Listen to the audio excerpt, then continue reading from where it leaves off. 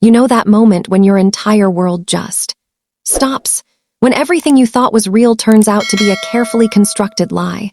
That's exactly where I was standing 3 weeks ago, holding my phone in my trembling hands, staring at a message that would change everything. My name is Sarah, and I'm about to tell you the story of how my husband invited his mistress to our 10th wedding anniversary party. But here's the twist. I knew about it, and I planned something he never saw coming. Before we dive into this, I need you to do something for me. Smash that like button right now. Subscribe to this channel and drop a comment telling me where you're watching from. Trust me, you're going to want to stay until the very end of this story because what happened at that party? Nobody expected it. Not my husband, not his mistress, not even our closest friends. Now, let me take you back to where it all started falling apart. It was a Tuesday evening. I remember because Tuesdays were always our quiet nights. My husband Marcus would come home around 7, we'd have dinner together, maybe watch a show. Simple, comfortable, or at least that's what I thought our life was. I was in the kitchen preparing his favorite meal, chicken parmesan, when his phone buzzed on the counter. He was in the shower. The screen lit up with a message preview. "Can't wait to see you tomorrow, baby. Wear that cologne I like." My heart stopped, just completely stopped beating for a second. The message was from someone named Alex with a little heart emoji next to the name. My hands started shaking as I picked up the phone. I knew his passcode. Of course I did. We'd been married for almost 10 years. We had no secrets. Or so I thought. I unlocked the phone and what I found. It broke something inside me. Hundreds of messages, photos, videos, plans to meet up. Secret dates at hotels I'd never heard of. And the worst part, this had been going on for over 8 months. 8 months. While I was planning surprises for his birthday, this woman, this Alex, was sending him pictures I can't even describe. While I was lying next to him every night, trusting him completely, he was texting her good morning before he even looked at me. I heard the shower turn off. My husband was coming back. I had maybe 2 minutes before he walked into the kitchen. My mind was racing. Do I confront him now? Do I scream, throw something, cry? But something stopped me. Something cold and calculating that I didn't even know existed inside me until that moment. I placed his phone back exactly where it was, wiped my fingerprints off the screen, took a deep breath, and when Marcus walked into the kitchen, towel around his waist, smiling at me like nothing was wrong, I smiled back. "Dinner's almost ready, honey," I said, my voice somehow steady. "Smells amazing, babe," he said, kissing my cheek. The same lips that had probably kissed her. The same hands that had held me were holding someone else. But I didn't flinch. I didn't crack. I just kept stirring the sauce and asked him about his day like I always did. That night, lying next to him in our bed, listening to him breathe peacefully while I stared at the ceiling, I made a decision. I wasn't going to be the crying, begging wife. I wasn't going to give him the satisfaction of seeing me broken. No, I was going to be smart about this, patient, strategic. Because our 10th wedding anniversary was coming up in 3 weeks, and I'd already started planning a big party. All our friends, our families, his coworkers, everyone who knew us as the perfect couple. Little did I know, Marcus was planning something too. Something so bold, so incredibly disrespectful, that when I found out, it took my revenge plan to a whole different level. But I'm getting ahead of myself. Let me tell you about who we were before everything exploded. Let me tell you about the marriage everyone envied, the life that looked perfect from the outside. Because that's where all the best lies hide, isn't it? In plain sight, dressed up as happiness. From the outside, Marcus and I had it all. We were that couple everyone pointed to and said, "That's what real love looks like." We had the beautiful house in the suburbs with the white picket fence. We had successful careers. We had the kind of chemistry that made people believe in soulmates. I met Marcus 11 years ago at a mutual friend's wedding. I was 26, he was 28. I was the maid of honor, he was a groomsman. Cliché, right? But it felt like magic. He was charming, funny, ambitious. He had this way of making you feel like you were the only person in the room. Our first date lasted 12 hours. We started with coffee at 10 in the morning and ended up talking until 10 at night, moving from the cafe to a park to dinner to a late-night diner. I'd never connected with anyone like that before. 6 months later, he proposed. It was perfect. He rented out the entire botanical garden where we'd had our third date, filled it with candles and roses, got down on one knee and told me I was his forever. I believed him. God, I really believed him. Our wedding was like something out of a magazine. 200 guests, live band, flowers everywhere. My dress cost more than my first car. Marcus cried when I walked down the aisle. Real tears. I have it on video. Sometimes I wonder if those tears were real or if he was always this good at pretending. The first few years of marriage were beautiful. We traveled to Italy, Greece, Japan. We bought our dream home. I got promoted to senior marketing director at my company. Marcus became a partner at his law firm. We were building an empire together. Everyone wanted what we had. My sister would joke that she was waiting to find her Marcus. My mom constantly told me how lucky I was. His parents treated me like the daughter they never had. We hosted dinner parties where everyone laughed at Marcus's stories and complimented my cooking. We posted anniversary tributes on social media that got hundreds of likes and comments about relationship goals. We were living proof that fairy tales existed. But here's what nobody tells you about perfect-looking marriages. They're the easiest ones to hide secrets in, because when everyone believes you're happy, nobody looks closer. Nobody asks the hard questions. Nobody notices when things start to change. And things had been changing. I just didn't want to see it. Looking back now, with clear eyes and a broken heart, I can see all the signs I ignored. The way Marcus started working late more often about a year ago. The way he'd take his phone everywhere, even to the bathroom. The new cologne that appeared in our bathroom that I definitely didn't buy him. The way he'd come home and go straight to the shower before even kissing me hello. The way our intimate life started to feel different, less frequent, less connected. Like he was there physically, but somewhere else mentally. But I explained it all away. He's stressed from work. He's tired. He's going through something. Marriage has phases. This is normal. Everyone goes through this. I convinced myself that we were fine, better than fine. We were Marcus and Sarah, the couple who had it all figured out. What a joke. The night I found those messages, I couldn't sleep. While Marcus snored peacefully beside me, I was going through our entire relationship in my mind, looking for clues I'd missed. And once I started really looking, I found them everywhere. The weekend 6 months ago when he said he had a work conference in Chicago, but I'd seen pictures from his colleagues' social media showing they were all at the office that same weekend. He'd lied. He'd been with her. The time 3 months ago when he came home with a hickey on his neck and told me he'd bumped into a filing cabinet at work. I'd actually laughed and teased him about being clumsy, but it wasn't a filing cabinet. It was her mouth on his skin. The Valentine's Day when he gave me roses and took me to dinner, but seemed distracted the whole time, checking his phone. I thought he was worried about a case, but he was probably texting her, making plans to see her after he dropped me off at home. Every memory was poisoned now. Every sweet moment had a shadow over it.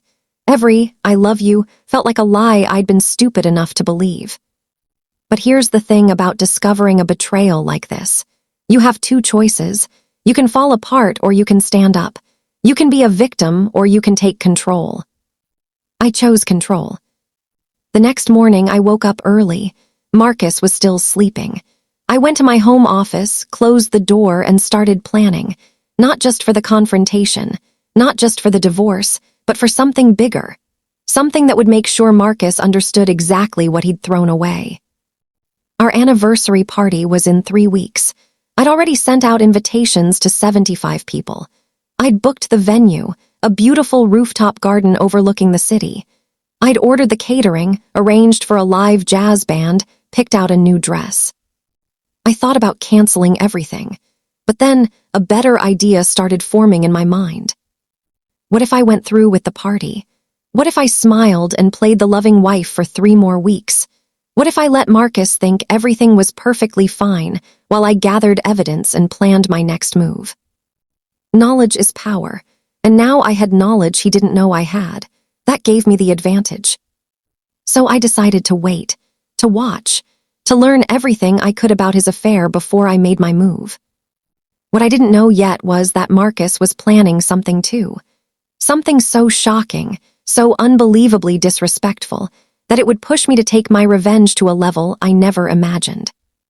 But before I tell you about that, you need to understand how the next 3 weeks unfolded, how I became someone I didn't recognize, how I learned to smile while my heart was breaking, how I turned into the kind of woman who could plan the perfect revenge while serving her cheating husband breakfast every morning. The morning after I found the messages, I woke up with a mission. I needed more information. I needed to know exactly who Alex was, how long this had really been going on, and most importantly, how deep this betrayal went. Marcus left for work at 7:30 like always.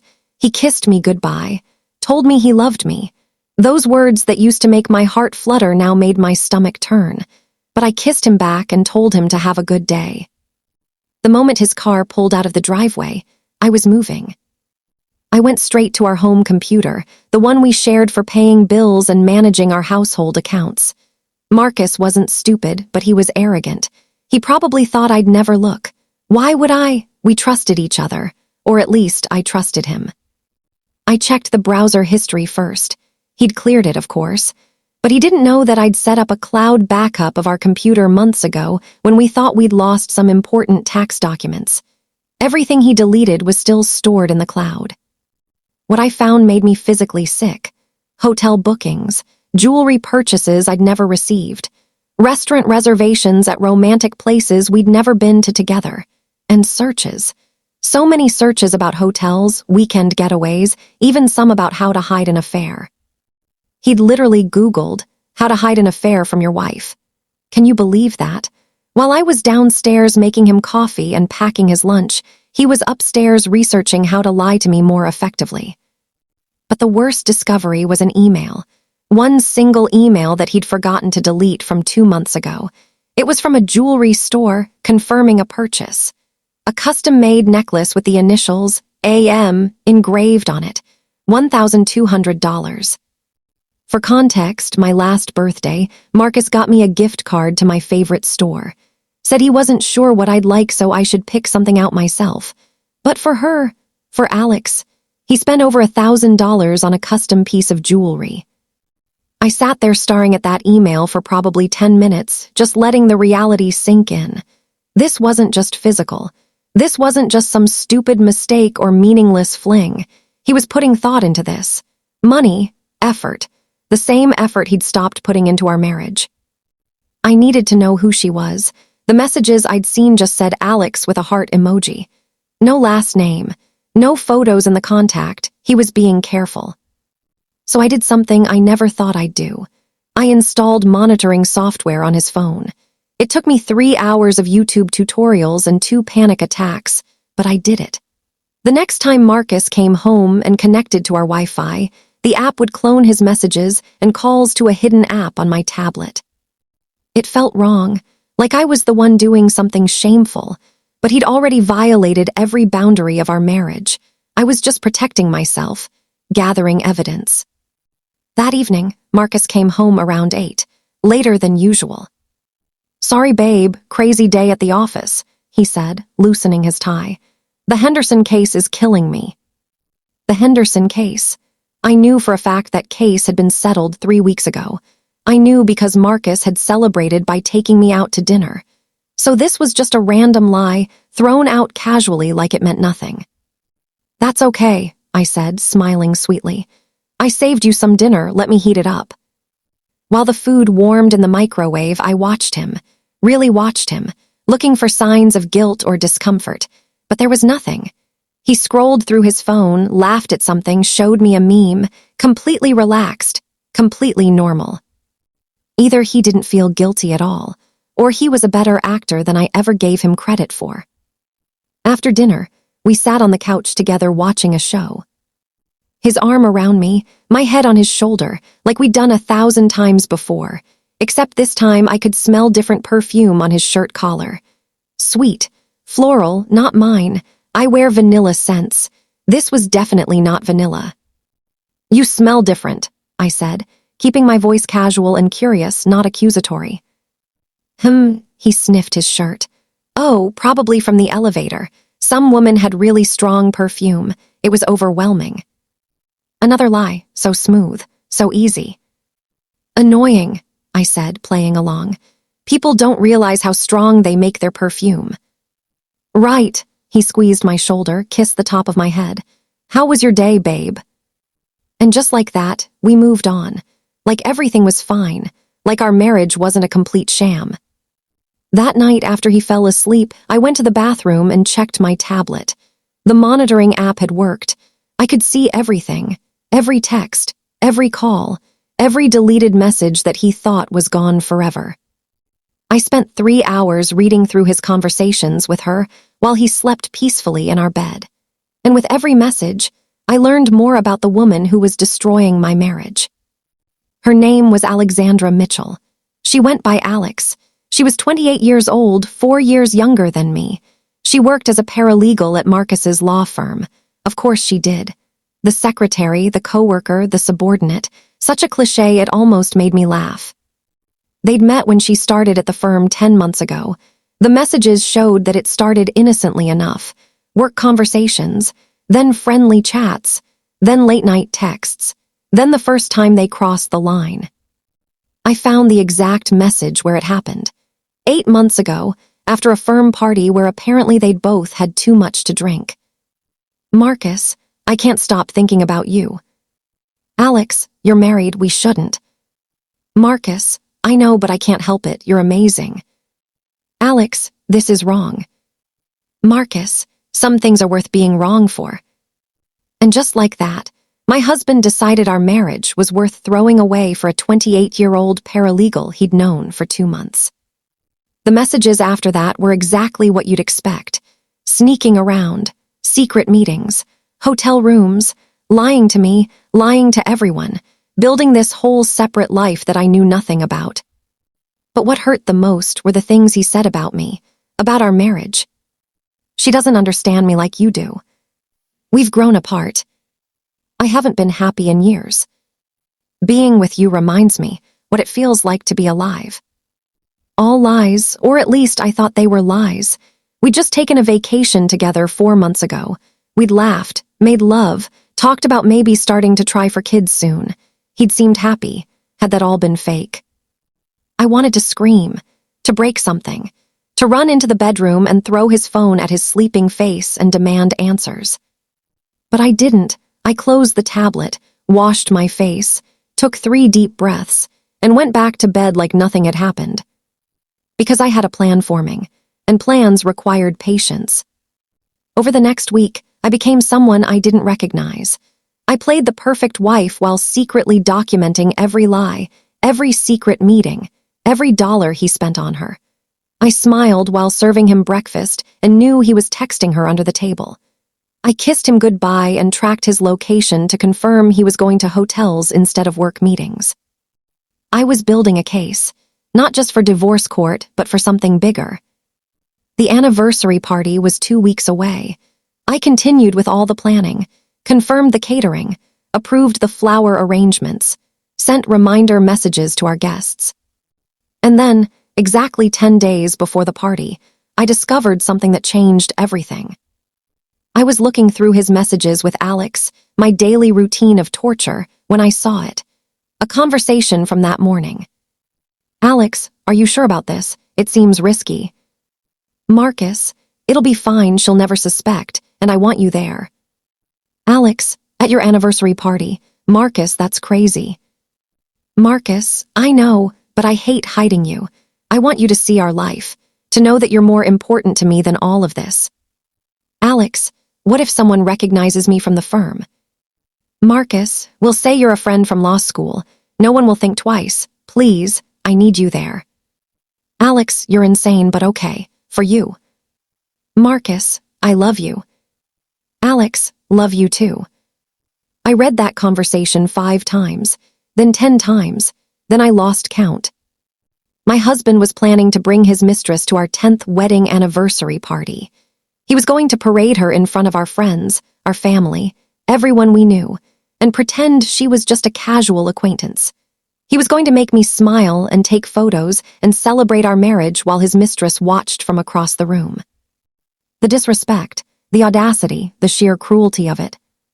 Something snapped inside me in that moment.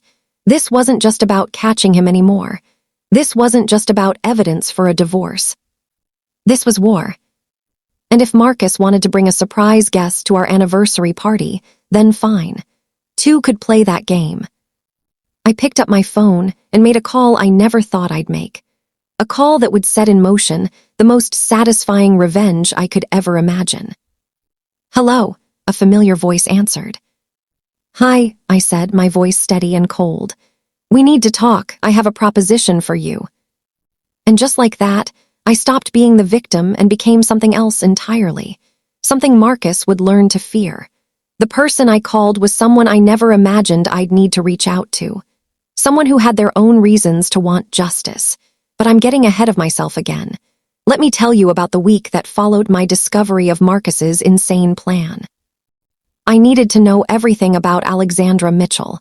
Not just the basics from their text messages, but everything. Who she really was. What kind of person knowingly sleeps with a married man? What made her think she deserved my husband? So I did what any woman in my position would do. I became a detective. I started with social media. Her Instagram was public, which was her first mistake. Over 2,000 posts of her entire life on display. I scrolled through years of photos, learning everything about her. She was beautiful. I hate admitting that, but she was. Long dark hair, bright green eyes, perfect smile. The kind of woman who posted gym selfies and got thousands of likes. The kind of woman men turn their heads to look at. Her feed was full of the typical stuff. Brunch photos, sunset pictures with inspirational quotes, mirror selfies with captions about self-love and knowing your worth. That last one almost made me throw my phone across the room. Self-love? She was sleeping with someone else's husband. She wouldn't know self-worth if it slapped her in the face. But as I dug deeper, I found interesting things. 6 months ago, she'd posted about finally feeling appreciated and knowing what real connection feels like. That would have been right when things with Marcus got serious. 3 months ago, a photo of expensive flowers with the caption, "When he just gets you." I checked the date against Marcus's credit card statement. Sure enough, he'd bought flowers that day. I'd assumed they were for a client or his secretary's birthday. They were for her. 2 months ago, a picture of her wearing a necklace, gold chain, small pendant, and when I zoomed in, I could just make out the initials. AM, the $1,200 necklace. She'd posted it on social media. My husband's gift to his mistress was on the internet for everyone to see. I felt sick, but I kept digging. Her Facebook revealed more. She'd gone to state college, graduated 5 years ago, moved to our city 2 years ago. Before working at Marcus's firm, she'd worked at 2 other law offices. I noticed a pattern. She never stayed anywhere longer than a year and a half. That made me curious, so I did something bold. I created a fake LinkedIn profile and reached out to someone who'd worked with her at her previous firm. Pretended I was considering hearing her and wanted a reference. The response I got was enlightening. "Alex is competent at her job, but I'd be careful. She has a tendency to get inappropriately close to the attorneys she works with. We had a situation here where she was involved with a married partner. It didn't end well. That's not official, of course, just a heads up." So this wasn't her first time. Marcus wasn't special. This was what she did. She targeted successful married men at law firms. This was her pattern. I wondered if Marcus knew.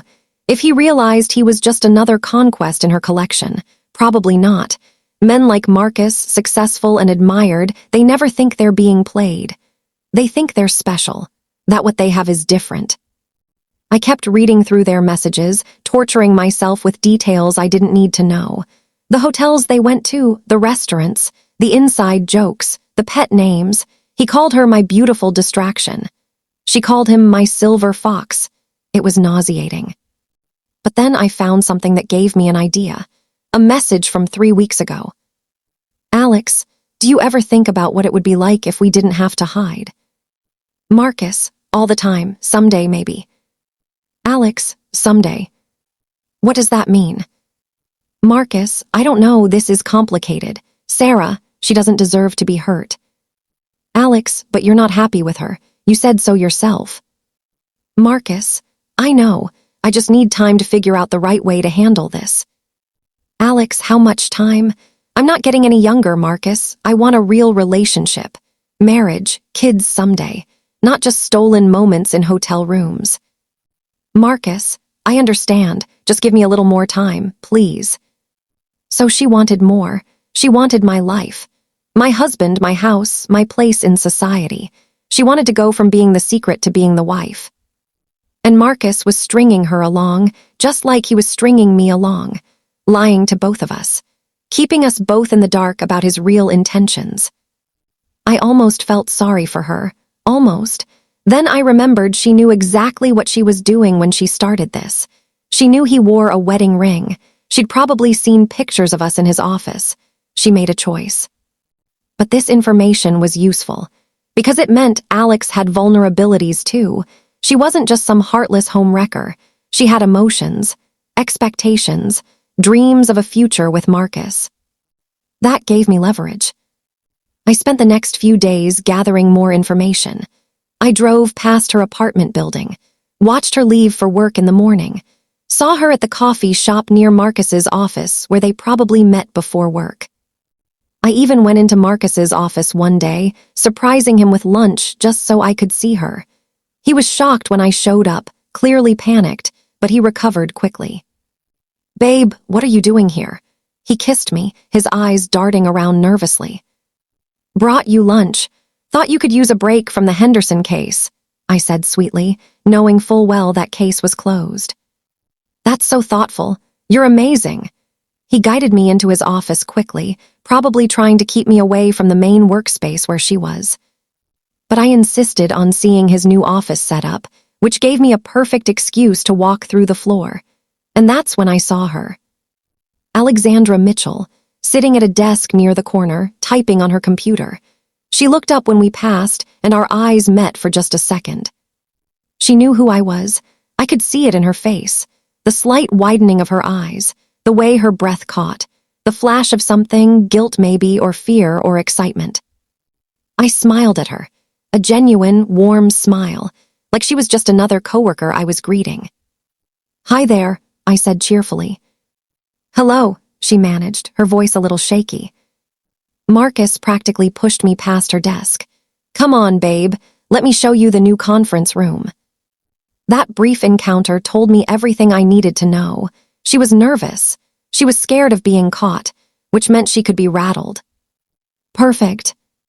That night I made Marcus's favorite dinner again. We ate together, talked about our days, watched TV. Normal married couple stuff, except nothing about this was normal anymore. After he went to sleep, I sat in my home office and made a list. Everything I knew, everything I'd learned, every piece of evidence I had.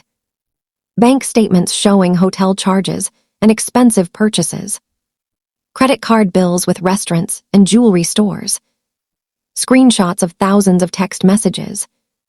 Photos of them together that he'd stupidly kept in a hidden folder on his phone.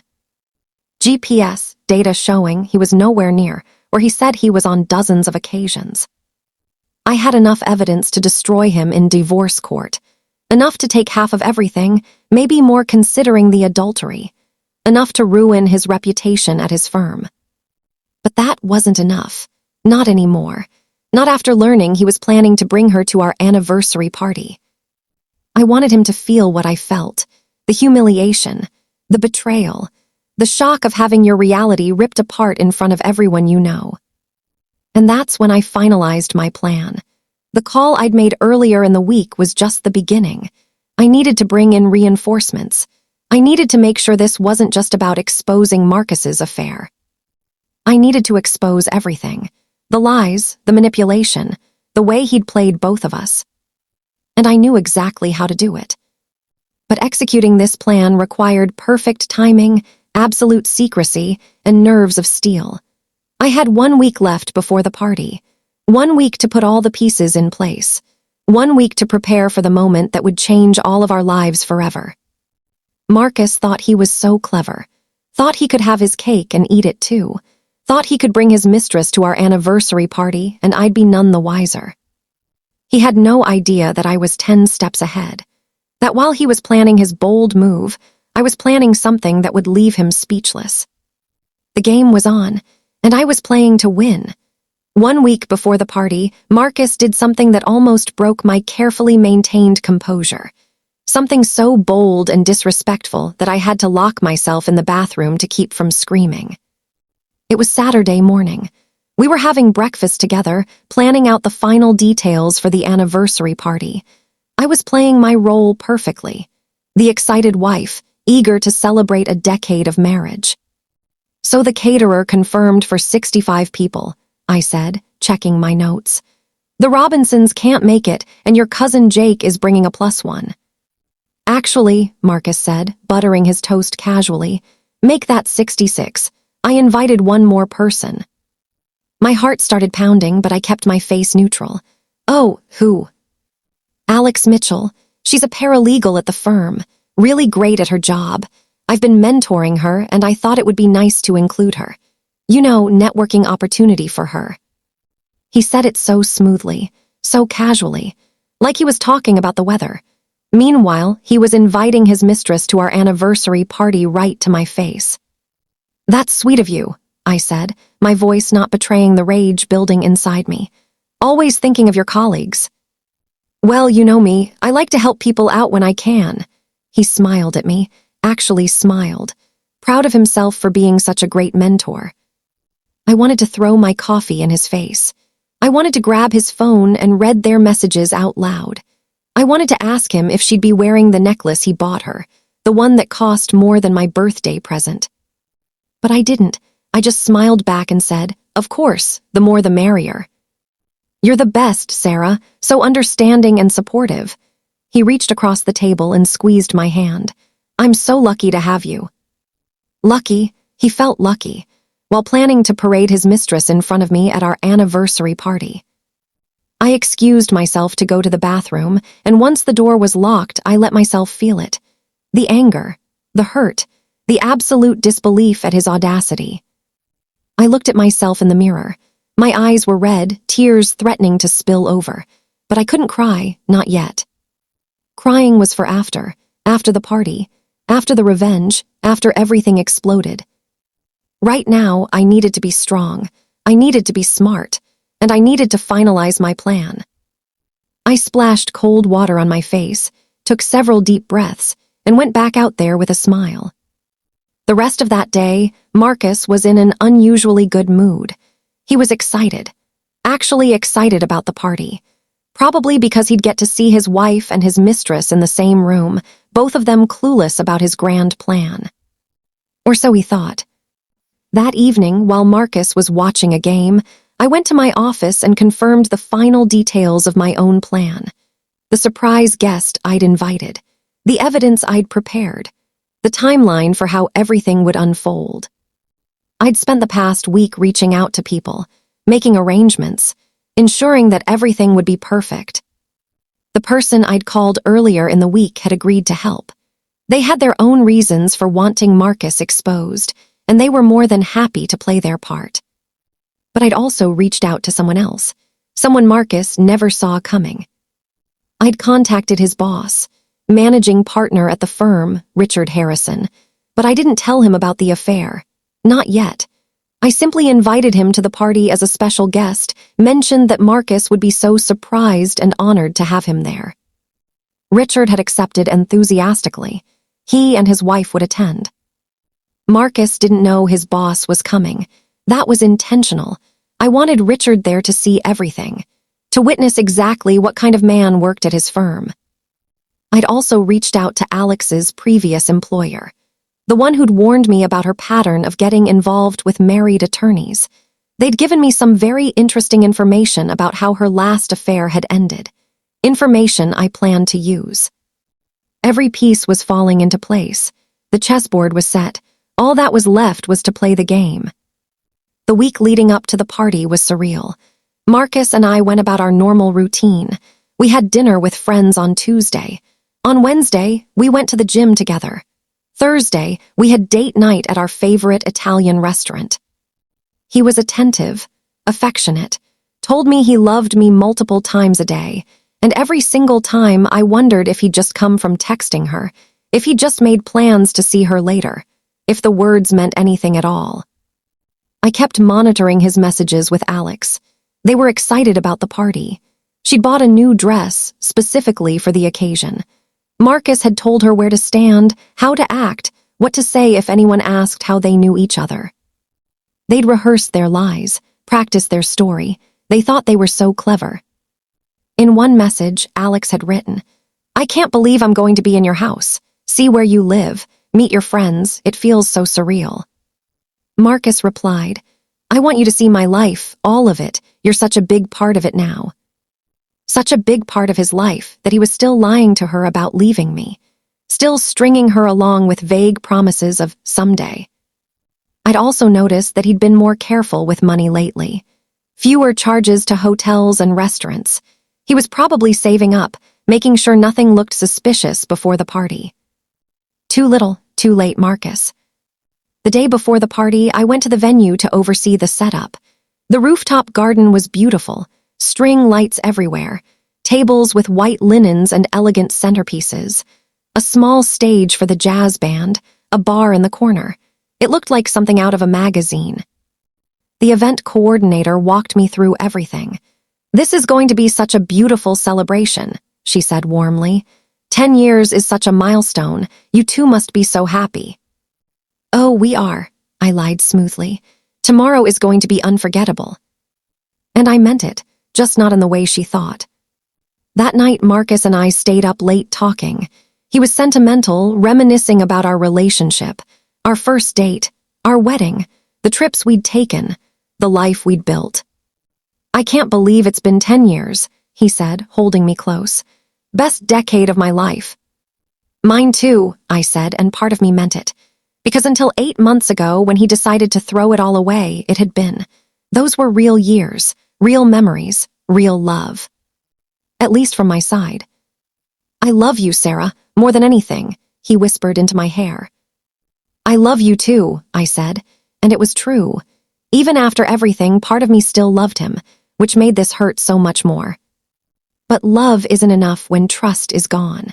Love isn't enough when respect is gone. Love isn't enough when your husband is planning to bring his mistress to your anniversary party. The next morning, the day of the party, I woke up with a sense of calm. Everything was ready. My dress was hanging in the closet. My hair appointment was at noon. My surprise guest would arrive exactly on time. Marcus was nervous. I could tell. He kept checking his phone, probably coordinating with Alex about when she'd arrive and where she'd park. "You okay?" I asked him over breakfast. "Yeah, just want everything to be perfect tonight," he said. "It will be," I assured him. "It's going to be a night no one forgets." He had no idea how right I was. By 6 p.m., we were both dressed and ready.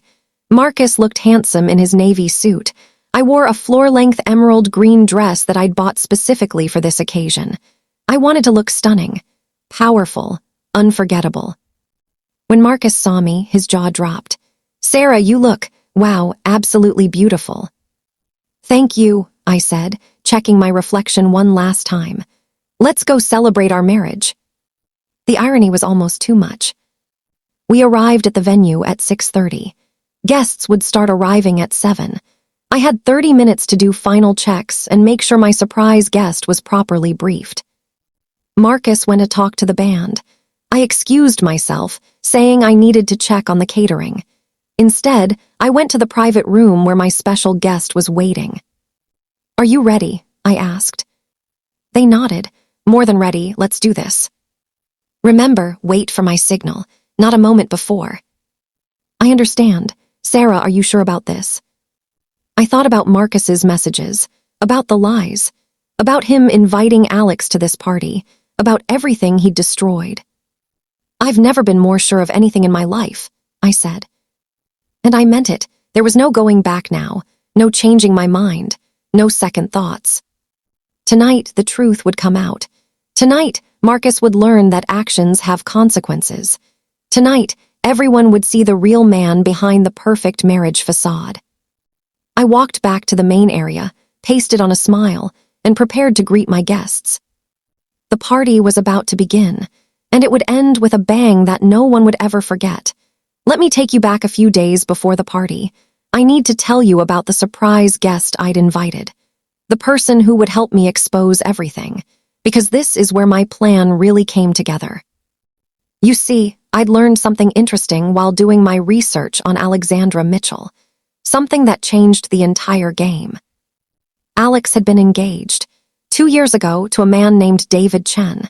They'd been together for 3 years, planning a wedding, building a life together. And then she'd started working at a law firm in the city. Within 6 months, her engagement was off. Within 8 months, she'd moved to a new city and a new firm.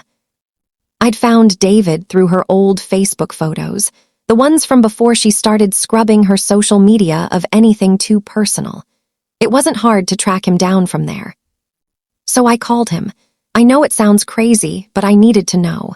I needed to understand who this woman really was. "Hello," he'd answered, confused by the unknown number. "Hi, my name is Sarah. You don't know me, but I need to talk to you about Alexandra Mitchell." There was a long pause. "I haven't heard that name in 2 years. What's this about?" "She's having an affair with my husband." Another pause. Then, "I'm so sorry, that sounds about right, actually." We talked for an hour. David told me everything. How Alex had been perfect at first. Loving, attentive, excited about their future. Then she started working at a prestigious law firm, assigned to work closely with one of the senior partners. She changed, David explained. Started working late, taking calls in other rooms, acting secretive. I confronted her and she denied everything. Told me I was paranoid and controlling. But she was having an affair, I guessed. With a married partner at the firm, a man 20 years older than her. She said he understood her ambitions, that he could help her career, that what we had was comfortable but not exciting. My heart ached for him. His story was my story. Different details, same betrayal. She broke off our engagement over text message, he continued, his voice bitter. 3 years together, and I got a text saying she needed to follow her heart. 2 months later, I heard through mutual friends that the guy had ended things. Apparently his wife found out and threatened to take him for everything. He chose his marriage, and Alex moved away, probably to start the pattern all over again. That's exactly what she did, I confirmed. New city, new firm, new married attorney. I'm sorry you're going through this, David said. It's devastating. The betrayal, the lies, it messes with your head. It does, I agreed. But David, I'm not just calling to vent. I have a proposition for you. That's when I told him about the anniversary party, about Marcus's plan to bring Alex as a guest, about my own plan for revenge. I want you there, I said. I want Alex to walk into that party and see you, see that I know about her past, see that her pattern is exposed. You want me to fly across the country to crash your anniversary party? He asked, and I could hear something in his voice. Interest, maybe even satisfaction at the idea. I'll pay for everything. Flight, hotel, everything. I just need you there as proof that this isn't her first time destroying a relationship, that she's done this before and will do it again. He was quiet for a long moment. When is it? Next Saturday. I'll be there, not for the money. You can keep that. I'll be there because Alex deserves to face her past, and because your husband deserves to know exactly who he's throwing his marriage away for. And just like that, I had my surprise guest. But David wasn't the only card I was planning to play. I had others. I'd also reached out to Marcus's brother, James. We'd always had a good relationship. He was the honest one in the family, the one who called out Marcus when he was being arrogant or selfish. I met James for coffee 3 days before the party. Sarah, what's this about? He asked, concerned. Your message sounded urgent. I showed him everything. The messages, the bank statements, the proof of Marcus's affair. James's face went through about 5 different emotions: shock, anger, disappointment, and finally, resolution. "I can't believe he'd do this to you," he said, shaking his head. "You've been nothing but amazing. Our whole family loves you." "I need your help," I said. "At the party, when the time comes, I need you on my side." "Whatever you need," he said immediately. "Marcus is my brother, but this is wrong. This is beyond wrong." I told him the plan. He listened, and when I finished, he actually smiled. "He has no idea what's coming, does he?" "Not even a little bit." "Good. He deserves this, Sarah. I'm sorry, but he does." The third person I brought into my plan was my best friend Rachel. She'd been my maid of honor at the wedding. She knew me better than anyone. When I told her everything, she cried. Then she got angry. Then she got determined. "Tell me how I can help," she said, her eyes fierce. "I will do anything, anything."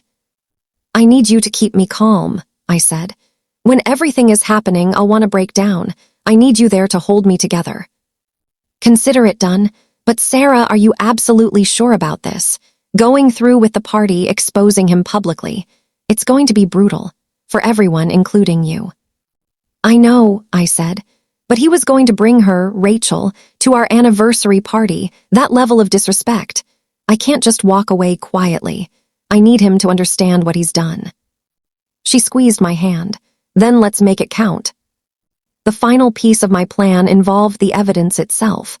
I'd compiled everything into a presentation. Screenshots of messages, photos, bank statements, GPS data showing his locations. Everything organized, dated, and undeniable. I'd loaded it all onto a USB drive and given it to the AV guy at the venue. Told him that halfway through the party, I'd give him a signal, and he'd switch from the slideshow of our happy memories to my presentation. He'd looked at me strangely, but agreed. "It's your party, ma'am." If only he knew. I'd also prepared copies for specific people. Marcus's boss would get one. His parents would get one. My lawyer already had one. I was covering all my bases. The night before the party, I couldn't sleep. I kept going over the plan, making sure I hadn't missed anything. Making sure I was really ready to burn my marriage to the ground in front of 75 people. But then I'd think about Marcus's messages. About him calling her, my beautiful distraction, while calling me his wife. About the $1,200 necklace while I got a gift card. About him bringing her to our anniversary party like I was too stupid to notice. And I'd remember why I was doing this. Not just for revenge, although that was part of it, but for justice. For truth. For every other woman who'd been lied to and cheated on and made to feel crazy for suspecting what their gut already knew. Marcus had made his choice. He'd chosen to betray me, to disrespect our marriage, to bring his mistress into our sacred space. Now he'd live with the consequences. The morning of the party, I'd woken up feeling strange, calm but electric, like I was standing on the edge of a cliff about to jump, and I wasn't scared anymore. I was ready. I'd gone through my morning routine, showered, did my hair and makeup carefully. Put on the dress I'd bought for this specific moment. Looked at myself in the mirror and barely recognized the woman looking back. She looked strong, determined, powerful, nothing like the broken, betrayed wife I'd been 2 weeks ago. "You've got this," I'd told my reflection. "You're going to walk in there, smile, and watch everything burn." And that's exactly what I intended to do. By the time Marcus and I arrived at the venue, everything was in place. David was in position in the private room. James knew his role. Rachel was ready. The AV presentation was loaded and waiting. All the pieces were on the board. The game was about to begin. And Marcus had no idea he'd already lost. The first guests started arriving at 7 p.m. sharp. I stood next to Marcus at the entrance to the rooftop garden, greeting everyone with hugs and smiles. The perfect couple, celebrating a decade of love. If only they knew. My parents arrived first. Mom kissed both my cheeks and told me I looked radiant. Dad shook Marcus's hand and made a joke about him being stuck with me for 10 more years. Everyone laughed. Marcus put his arm around my waist and pulled me close. "Stuck with her. I'm the lucky one," he said, and everyone awed. I wanted to vomit. Marcus's parents came next. His mother, Patricia, had always loved me. She hugged me tight and whispered, "Thank you for making my son so happy." I hugged her back, feeling guilty for what was coming. Patricia didn't deserve this, but her son had made his choices. Friends from college arrived, coworkers, neighbors. The venue filled up with people we'd known for years, people who'd watched our relationship grow, who'd celebrated our wedding, who believed in our marriage. They'd all see the truth soon enough. I kept scanning the crowd, looking for two specific people. Alex hadn't arrived yet. Neither had Marcus's boss, Richard, but the night was young. Rachel appeared at my side, looking stunning in a navy blue dress. She hugged me and whispered in my ear, "You're doing amazing. I'm right here." I squeezed her hand gratefully. Having her there made me feel less alone in this. By 7:30, most of the guests had arrived. The jazz band was playing softly. People were drinking champagne and eating appetizers. The party was in full swing. That's when I saw Marcus stiffen beside me. I followed his gaze and saw her. Alexandra Mitchell had just walked in. She looked beautiful, I had to admit. She wore a red dress, fitted and elegant but not too flashy. Her dark hair was up in a sophisticated twist. She looked like she belonged at a party like this. She scanned the crowd nervously until her eyes found Marcus. He gave her a small nod, an acknowledgement, a secret communication right in front of me. The audacity. "Excuse me for a moment," Marcus said, kissing my cheek. "I see some colleagues from the firm should say hello." "Of course, honey," I said sweetly. "I'll mingle." I watched him make his way through the crowd toward Alex. They didn't greet each other directly. Too obvious. Instead, Marcus stopped to talk to a group near where she was standing, creating an opportunity for them to be close without appearing together. Smart, but not smart enough. I circulated through the party, making small talk, accepting congratulations, all while keeping an eye on Marcus and Alex. They were good at pretending to be strangers, barely looked at each other, but I could see the tension, the awareness of each other. At 8 p.m., Marcus's boss arrived, Richard Harrison and his wife Margaret. I'd met them a few times at firm functions. Richard was a distinguished man in his 60s, old-school values, very serious about the firm's reputation. Marcus nearly choked on his drink when he saw them. He rushed over to me, his face slightly pale. "Did you invite Richard?" "I did," I said innocently. "I thought you'd be pleased. Having your boss at our anniversary party, it shows respect." "You should have told me," he hissed quietly. "It was supposed to be a surprise," I said, touching his arm. "Are you not happy?" He forced a smile. "No, of course, just unexpected. I should go greet them." I watched him walk away, his posture stiff. He was nervous now. Having his boss hear complicated things. He'd have to be even more careful with Alex, more discreet. "Perfect." Richard and Margaret made their way over to me after speaking with Marcus. "Sarah, wonderful party," Richard said warmly. "Thank you for inviting us." "Of course. Marcus speaks so highly of you. It means a lot to have you here celebrating with us." We chatted for a few minutes about the venue, the weather, the usual small talk. Then Richard said something interesting. "You know, Marcus is one of our rising stars at the firm, very dedicated to his work. Sometimes too dedicated. I hope he doesn't neglect his home life." "Oh, he's very attentive," I said, my voice sugar-sweet. "He always makes time for what's important to him." If only Richard knew what Marcus had been making time for. At 8:30, the catering staff announced that dinner would be served. Everyone found their seats at the elegantly decorated tables. I'd planned the seating chart carefully. Marcus and I sat at the head table with our immediate families. Marcus's brother James was there, giving me subtle nods of support.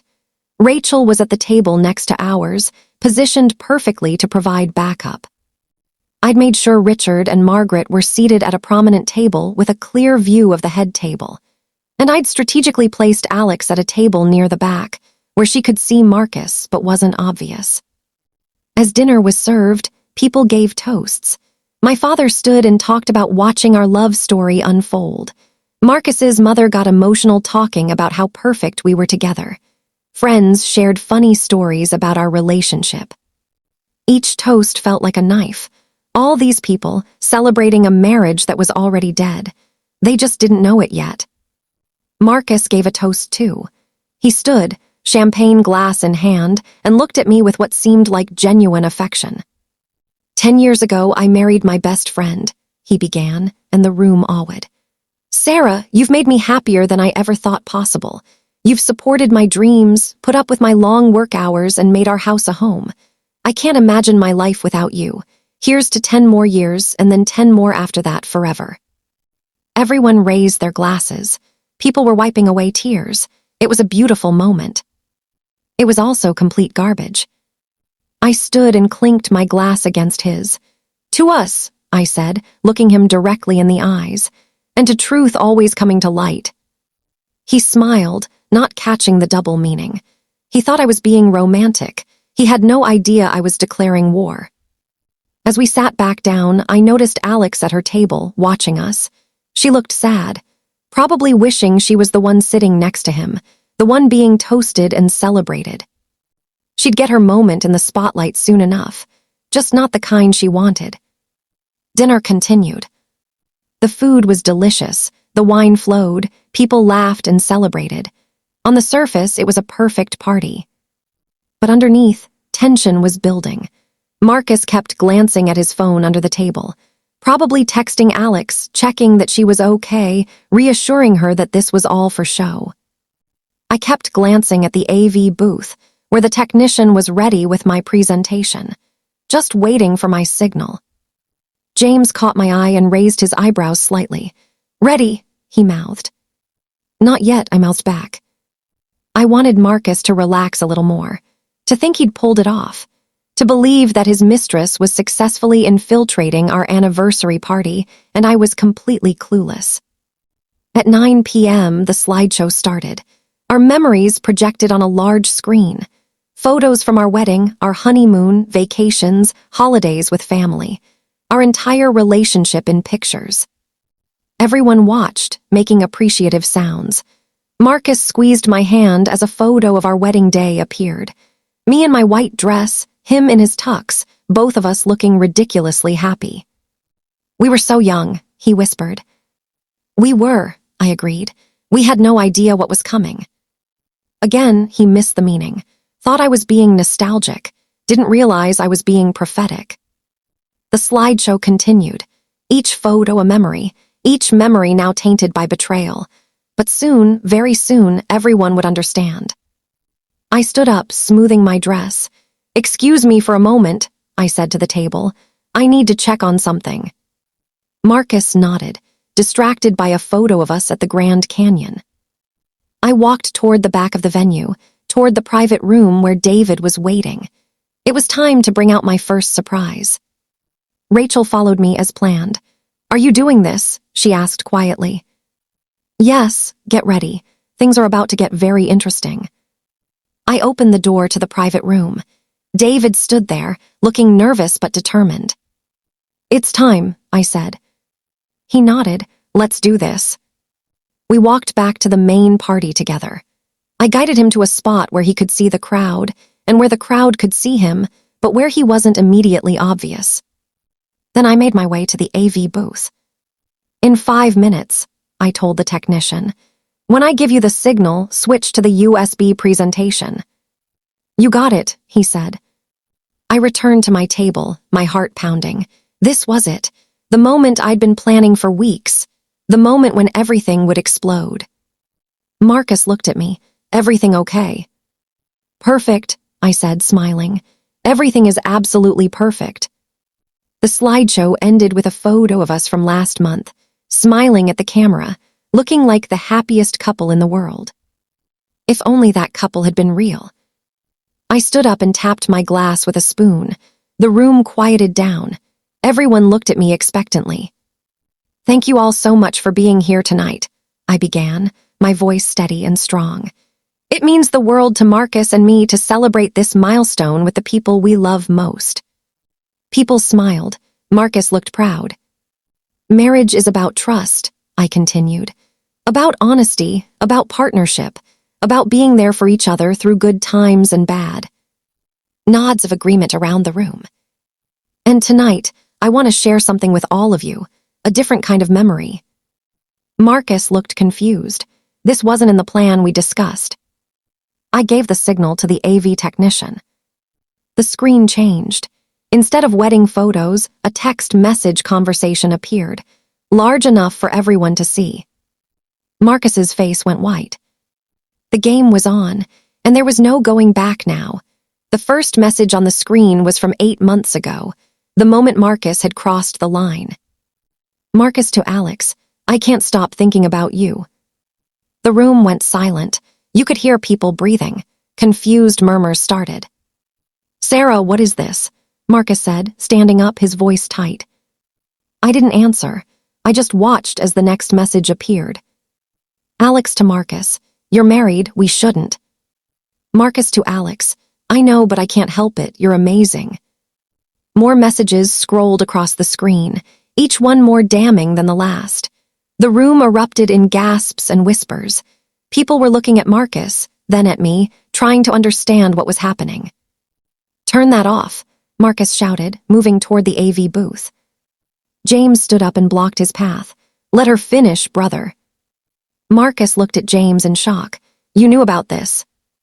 I know everything, James said coldly, and you should be ashamed. The messages continued. Conversations about meeting at hotels, about lying to me, about stolen moments and secret dates. Every word was projected in giant letters for our 75 guests to read. Patricia, Marcus's mother, had her hand over her mouth, tears streaming down her face. My mother looked like she might be sick. Friends were staring in disbelief. Then the bank statements appeared on the screen, highlighted charges to hotels, expensive restaurants I'd never been to, the jewelry purchase, $1,200 for a necklace with someone else's initials. Ladies and gentlemen, I said, my voice cutting through the chaos, I present to you my husband Marcus, devoted partner, respected attorney, and accomplished liar. Sarah, please, Marcus begged, moving toward me. Let's talk about this privately. Privately, I laughed, but there was no humor in it. Like you privately invited your mistress to our anniversary party. More gasps. People started looking around, trying to figure out who the mistress was. I pointed toward the back table. Alexandra Mitchell, in the red dress. Stand up, please. All eyes turned to Alex. She looked like a deer in headlights, frozen, terrified. Stand up, I repeated, my voice harder. Slowly she stood. Her face was pale. Her hands were shaking. Everyone, meet Alex. She works at Marcus's law firm. She's 28 years old, and she's been sleeping with my husband for 8 months. The room erupted. People were shouting questions. Marcus's colleagues were staring at Alex in shock. Richard Harrison looked furious. But here's what makes this really special, I continued, my voice rising above the noise. Marcus thought he was so clever. He actually invited her here tonight, to our anniversary party. Thought I was too stupid to notice. How dare you? Someone shouted at Marcus. I couldn't see who. Marcus was panicking now. Sarah, I'm sorry. I'm so sorry. It was a mistake. It didn't mean anything. A mistake, I said. 8 months is not a mistake, Marcus. Thousands of text messages is not a mistake. Spending our money on her is not a mistake. These were choices. Deliberate, calculated choices. More photos appeared on the screen. Pictures I'd found in Marcus's hidden folder. Him and Alex at restaurants. At hotels. One photo of them kissing, taken in what looked like a parking garage. Patricia was sobbing now. My father looked like he wanted to hit Marcus. Friends were gathering their things, preparing to leave this disaster. But wait, I said, and something in my voice made everyone freeze. There's more. You see, I did some research on dear Alexandra, and I found out some very interesting things. Alex's eyes went wide. No, she whispered. Alex, would you like to tell everyone about David? Or should I? Who's David? Someone called out. That's when I gestured toward the entrance. Why don't we ask him ourselves? David, would you come out, please? David stepped out from where he'd been waiting. He walked into the party space, and I watched Alex's face go from pale to completely white. No, she said again, louder this time. What is he doing here? Everyone, this is David Chen, I announced. Alex's ex-fiancé, the man she left when she started an affair with a married partner at her previous law firm. Turns out, this isn't her first time destroying a relationship. David looked directly at Alex. Hello, Alex, long time. You had no right, Alex said, her voice shaking. She turned to Marcus. She's lying. David and I just didn't work out, that's all. Really? I said. David, would you like to tell everyone what really happened? David addressed the crowd, his voice calm and clear. Alex and I were together for 3 years, engaged for 1. We were planning our wedding. Then she started working at a law firm, got assigned to a senior partner, and within 6 months she was having an affair with him, a married man with 2 kids. She broke off our engagement over text message. The crowd was eating this up now. This was better than any TV drama. So you see, Marcus, I said, turning to my husband. You're not special. You're not her great love. You're just another married man with money and status. You're a pattern, a type. And when his wife found out and threatened divorce, Alex moved to a new city and started fresh, which is exactly what she did here. Marcus was staring at Alex now, doubt creeping across his face. Is that true? Alex was crying. It's not like that. You don't understand. What we have is different. Different how? Marcus asked. You told me you'd never felt this way before, that I was special. You are, she insisted. That's probably what you told the last guy, David said. And the guy before that. You have a pattern, Alex. You target successful married men, make them feel special, get what you want from them, and move on when it gets complicated. I watched this exchange with satisfaction. They were turning on each other, exactly as I'd planned. But I wasn't done yet. Now I have one more surprise, I said. Marcus, you remember your colleague Jessica, right? From the firm. Marcus looked confused. Jessica, what does she have to do with anything? Well, I had an interesting conversation with her this week, I said. Turns out, Alex made a pass at Jessica's husband at the Christmas party last year, before you and Alex got together. Jessica's husband turned her down, but Jessica remembered. And when I called her and told her what was happening, she had some very interesting stories about Alex's behavior at the office. I pulled out my phone and read from it. Jessica says, and I quote, Alex has a reputation. She flirts with all the married partners.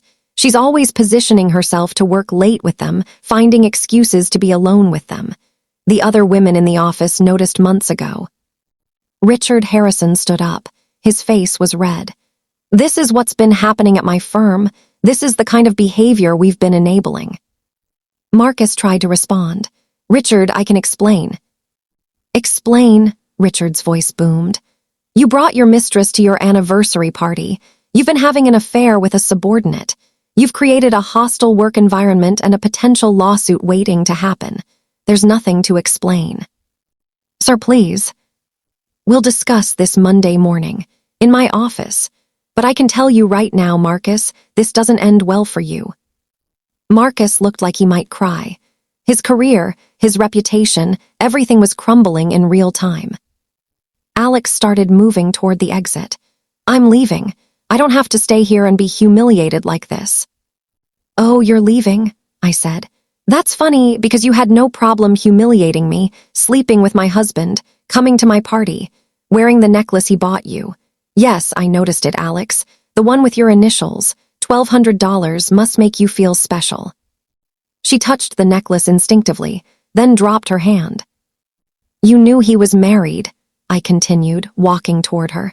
You saw the ring. You probably saw photos of us in his office. You made a choice, so don't you dare act like you're the victim here. I love him, she said, but her voice was weak. You love what he represents, I corrected. Money, status, the thrill of the forbidden. But love, real love doesn't destroy families. Real love doesn't lie and sneak around. Real love doesn't make someone choose between their integrity and their desires. I turned back to Marcus. And you stood up an hour ago and toasted to our marriage, to forever, while she sat in the back of the room wearing your gifts, waiting for her moment. How could you? Marcus's face crumpled. I don't know what I was thinking. It just happened. It didn't just happen, I shouted, and the raw emotion in my voice silenced the room. You made 1,000 tiny choices that led here. Every text message, every lie, every time you looked me in the eye and pretended everything was fine. Those were choices. Tears were streaming down my face now, but I didn't care. Let them see. Let them see what his betrayal had done. I loved you, I said, my voice breaking. I trusted you completely. I would have done anything for you, and you threw it away for what? For her, for the excitement, for your ego. Marcus reached for me. Sarah, please, I love you. I made a terrible mistake, but I love you. We can fix this. I stepped back. Don't touch me. You don't get to touch me anymore. Rachel appeared at my side, her arm around me, supporting me. James stood on my other side. My people, my real people. The room was in chaos now. Some people were leaving. Others were arguing with Marcus. His mother was crying. My parents were trying to decide whether to comfort me or confront him. Richard and Margaret Harrison were definitely leaving. As they passed Marcus, Richard said coldly, "Expect a call from HR on Monday. This is unconscionable." Alex had made it to the exit. David followed her out, but I heard him say, "You never change, do you, Alex? Always leaving destruction in your wake." Marcus was surrounded now by angry friends and family. His father was saying something about disgrace. His brother was shaking his head in disappointment. But I couldn't watch anymore. The adrenaline that had carried me through the reveal was fading. The reality of what had just happened was sinking in. My marriage was over. Everyone knew. There was no going back, no fixing this, no pretending anymore. I'd wanted revenge. I'd wanted justice. I'd wanted Marcus to feel what I felt. And I'd gotten it. The look on his face as his world fell apart had been exactly what I'd hoped for. So why did I still feel so broken? I left the main party area and went to the private balcony attached to the venue. I needed air, space, a moment to process what had just happened. Rachel followed me. She didn't say anything, just stood next to me while I gripped the railing and tried to breathe. "You did it," she finally said. "You actually did it." "I did," I whispered. "Why don't I feel better?" "Because revenge doesn't heal the wound," she said softly. "It just makes sure everyone else sees the blood." That was exactly it. I'd exposed Marcus, humiliated him, destroyed his reputation and probably his career. But I still hurt just as much as I had 3 weeks ago when I first found those messages. Behind us, I heard the door open. Heavy footsteps. I knew without turning around that it was Marcus. "Sarah," he said, his voice was wrecked. "Please, can we talk?" "Now you want to talk," I said, not turning around. "Not 3 weeks ago when I might have listened. Not 8 months ago before you started this. Now, when everyone knows, when you have nothing left to lose. I know I don't deserve it. I know I've destroyed everything. But please, let me explain." I turned around. He looked terrible.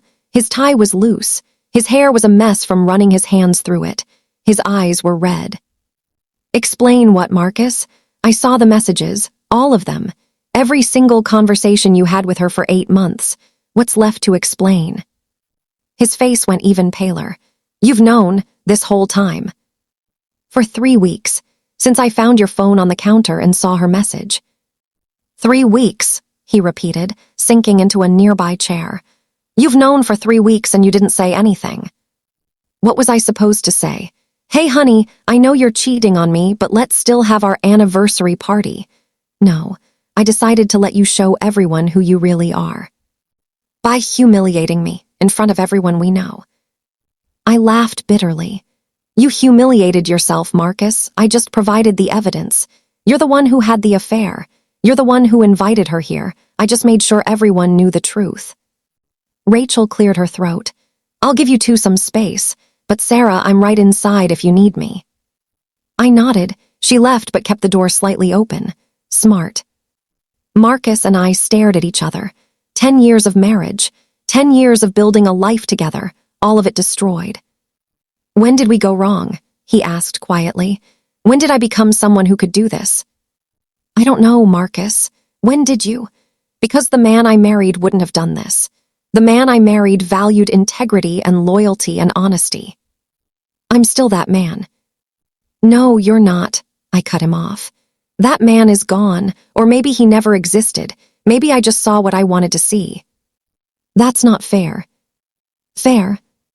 My voice rose. You want to talk about fair? Was it fair that I spent 8 months being lied to every single day? Was it fair that you spent our money on her? Was it fair that you Googled how to hide an affair instead of just talking to me about whatever was wrong in our marriage? You're right, he said, his voice breaking. You're absolutely right. There's no excuse. I was selfish and weak, and I destroyed the best thing in my life. Why? I asked, and this was the question that had haunted me for weeks. Why her? Why this? If you were unhappy, why didn't you just tell me? Marcus was quiet for a long time. When he finally spoke, his voice was barely audible. I wasn't unhappy. That's the worst part. I wasn't unhappy with you or our marriage. Then why? Because she made me feel young again. Exciting. Like I was still the ambitious guy with the whole world ahead of him instead of the middle-aged lawyer with a mortgage and responsibilities. He looked at me, tears streaming down his face. It was never about you not being enough, Sarah. It was about me being terrified that I was getting old and boring and ordinary. So you had an affair to feel special. I know how it sounds. I know it's pathetic. But yes, she looked at me like I was this incredible, powerful man, and I got addicted to that feeling. I looked at you like that, I said quietly. For 10 years, I looked at you like you hung the moon. I supported your career. I celebrated your successes. I was your biggest fan. I know, and I took it for granted. I took you for granted. We were both crying now. The anger was still there, but underneath it was grief. Grief for what we'd lost, for what could have been. Did you ever love me? I asked. Really love me, or was I just comfortable and convenient? I loved you, he said immediately. I love you. Sarah, you have to believe that. This thing with Alex, it wasn't about love. It was about ego and stupidity and fear of aging. But I love you. I've always loved you. Love isn't enough, I said. Love without respect, without trust, without loyalty, it's just a word. It doesn't mean anything. So that's it. We're done. 10 years just gone. You ended our marriage the moment you started texting her, I said. You ended it every time you lied to me, every time you chose her. I'm just making it official. Marcus put his head in his hands. I'll do anything, therapy, counseling, cut all contact with her, quit my job, anything. Please don't give up on us. For a moment, just a moment, I was tempted, because I did love him. Despite everything, part of me still loved the man I'd married, the man I'd thought he was. But then I thought about those messages, about him calling her baby, about the necklace, about him bringing her here tonight to our anniversary party, thinking I'd never know. It's too late, Marcus. The trust is gone, and without trust, there's nothing left to save. Sarah, I want a divorce. My lawyer will contact yours on Monday. I have evidence of the affair, so I don't think you'll want to fight me on the settlement. He looked broken, defeated. I deserve this, I know I do. But Sarah, I'm sorry, I'm so sorry. I know you are. You're sorry you got caught. Sorry your career is probably over. Sorry everyone knows what you did. But are you sorry you did it? Because if I hadn't found out, you'd still be doing it. He didn't have an answer for that. We both knew it was true. The door opened again. This time it was James. Marcus, you need to leave, he said firmly. Sarah's been through enough tonight. She's my wife. You lost the right to call her that when you brought your mistress to your anniversary party, James said coldly. Now leave, before I make you leave. Marcus stood slowly. He looked at me one more time. I'll regret this for the rest of my life. Good, I said. You should. He walked away, his shoulders slumped. I watched him go, and with every step I felt like I was saying goodbye to more than just him. I was saying goodbye to the future we'd planned, the kids we'd talked about having, the life we were supposed to build together. All of it gone.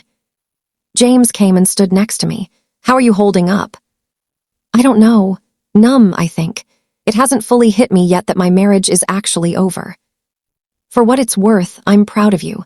What you did in there, standing up for yourself like that, it took guts. Or insanity, I said with a weak laugh. Maybe a little of both. We stood in silence for a moment. Then James said, "Most of the guests have left. Your parents are inside, waiting to take you home. Do you want to stay here or are you ready to go?" I looked back at the venue. The beautiful decorations. The remnants of the party that was supposed to celebrate a love that didn't exist anymore. "I'm ready to go," I said. "There's nothing left for me here." We walked back inside. The space was mostly empty now. The caterers were cleaning up. The band had packed their instruments. A few close friends and family members remained, talking in small groups. My mother rushed over when she saw me. She wrapped me in a hug and I finally let myself break down, really break down, sobbing into her shoulder like a child. "I've got you, baby," she whispered. "I've got you." My father joined the hug, and for a few minutes, I just let them hold me while I cried for everything I'd lost. When I finally pulled away, my father said, "Let's get you home. You've been strong enough for one night." As we walked toward the exit, I saw Alex sitting alone at a table in the corner. Her makeup was ruined from crying. She looked lost. Part of me felt vindicated seeing her like that, but part of me just felt tired. She'd played her part in this, but Marcus had made the choice. He'd been the one who was married. He'd been the one who owed me loyalty. David approached me before I left. "Thank you for inviting me. I know that was probably strange, but it felt good to face her, to let her know that her actions have consequences." "Thank you for coming," I said. "I couldn't have done this without you." "What you did tonight," he said, "standing up for yourself like that, exposing the truth, that took courage. I wish I'd had that courage when it happened to me." "We all do what we can with the strength we have at the time," I said. "You helped me tonight. That took courage too." He nodded. "If you ever need anything, someone to talk to who understands, you have my number." "Thank you, David." As my parents drove me home, I stared out the window at the city passing by.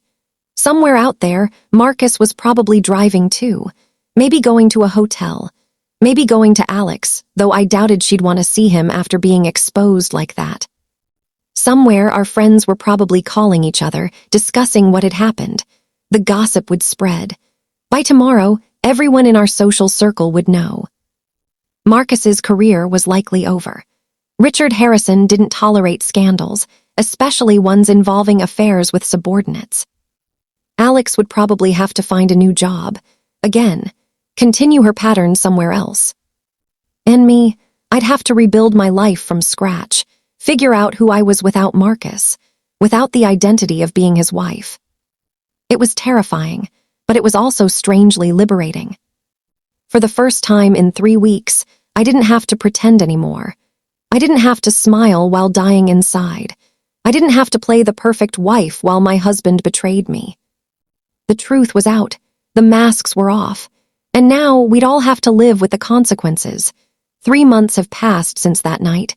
3 months since I burned my marriage down in front of 75 witnesses. 3 months since everything changed. Let me tell you what happened after. The divorce was finalized last week. Thanks to the evidence I'd gathered, Marcus didn't fight me on anything. I got the house, half of everything we'd built together, and alimony for the next 3 years while I rebuild my life. Marcus's career didn't survive. Richard Harrison fired him 2 weeks after the party. The firm couldn't afford the scandal, especially when 3 other women from the office came forward with complaints about Marcus's inappropriate behavior over the years. Apparently, Alex wasn't the first. She was just the one who said yes. Marcus is working at a small firm now, nothing like the prestige he had before. I heard he's moved to an apartment across town. We haven't spoken since the night of the party. All communication goes through our lawyers. And Alex, she left town. I don't know where she went and I don't care. Maybe she'll change. Maybe she'll keep following her pattern. Either way, she's not my problem anymore. The hardest part wasn't the divorce proceedings or dividing our assets. It was the quiet moments. Coming home to an empty house, cooking dinner for one, waking up alone, getting used to saying I instead of we. 10 years of marriage doesn't just disappear overnight.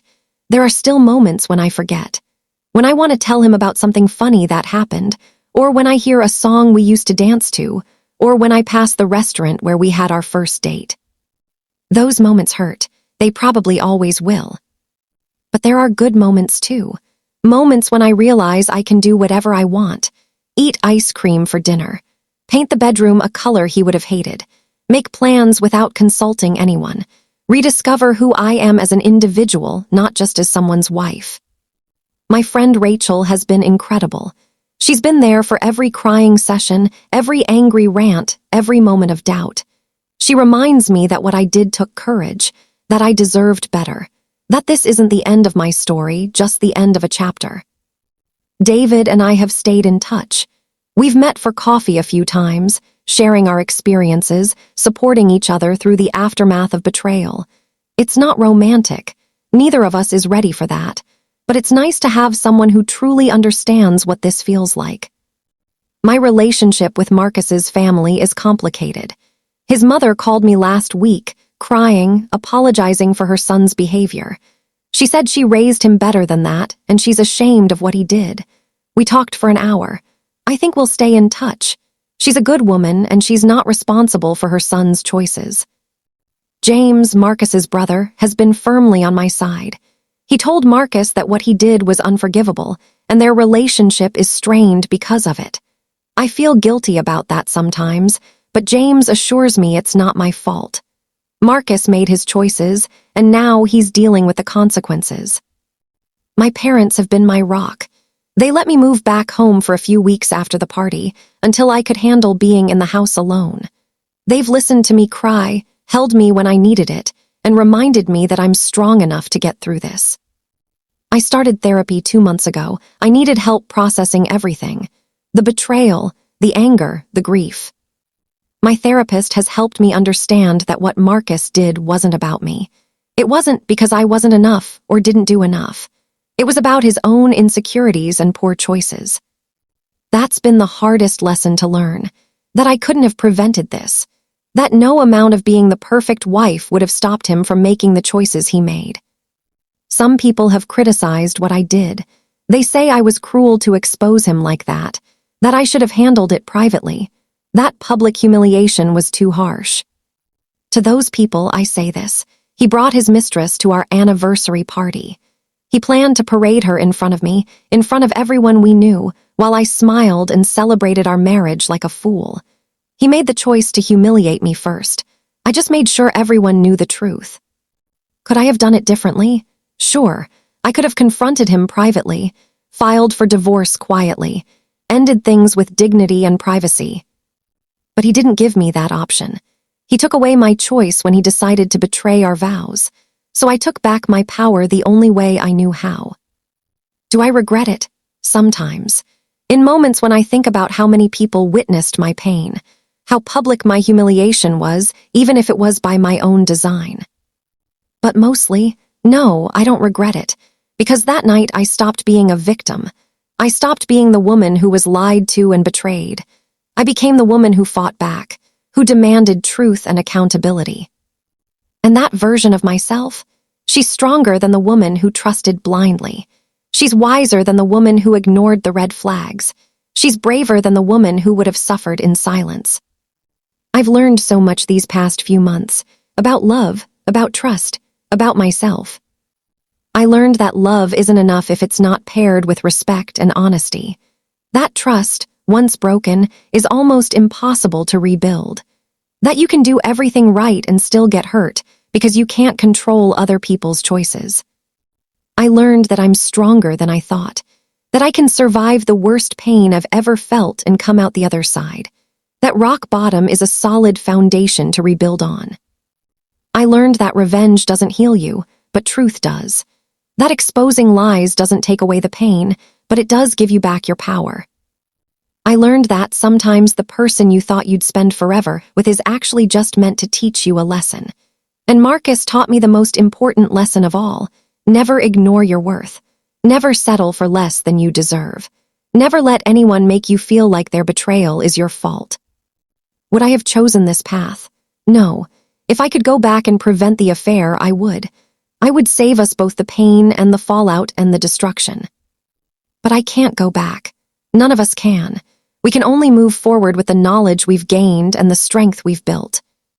So here I am, 32 years old, divorced, starting over. Some days are harder than others. Some days I feel confident and strong and ready to take on the world. Other days I cry over coffee mugs and wedding photos and the future I lost. But I'm healing, slowly, one day at a time. I'm rediscovering hobbies I'd abandoned. I've started painting again, something I loved in college but gave up when life got busy. I've joined a book club. I've started running in the mornings. Small things, but they're mine.